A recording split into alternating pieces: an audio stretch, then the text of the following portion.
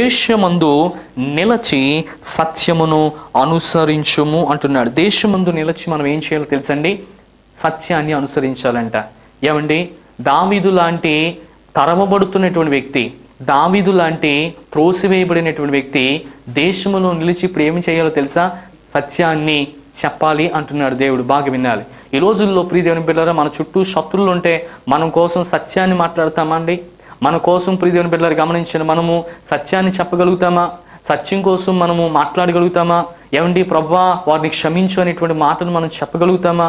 ప్రియ దేవుని బిడ్డలారా గమనించండి, మన దేవుడు మనల్ని క్షమించినటువంటి రీతిగా మన శత్రువులను కూడా ఆయన మనల్ని క్షమించడానికి ఆయన ఇష్టపడుతున్నాడని ప్రభు పేరట మరొకసారి నేను మనం చేస్తా ఉన్నాను. దేవుని పరిశుద్ధమైనటువంటి వాక్యంలో నుంచి కింద వచ్చిన అంటున్నాడు కదా, దేశమందు నిలిచి సత్యమును అనుసరించండి. బాగా వినాలి. ఈ దేశంలో అందరూ కూడా అసత్యంగా ఉన్నప్పటికీ కూడా దేవుణ్ణి నమ్ముకునేటువంటి నీవు మాత్రమే శత్రువులను క్షమించగలిగి దేశమందు నిలిచి ఏమండి దేవుని సత్య సువార్తను నీవు వీధి వెంబడి లేకపోతే నీవు నిలుచున్నటువంటి చోట నువ్వు చెప్పినప్పుడు ప్రియ దేవుని బిడ్డలారా వారి జీవితంలో కూడా దేవుడు మేలు చేస్తాడు.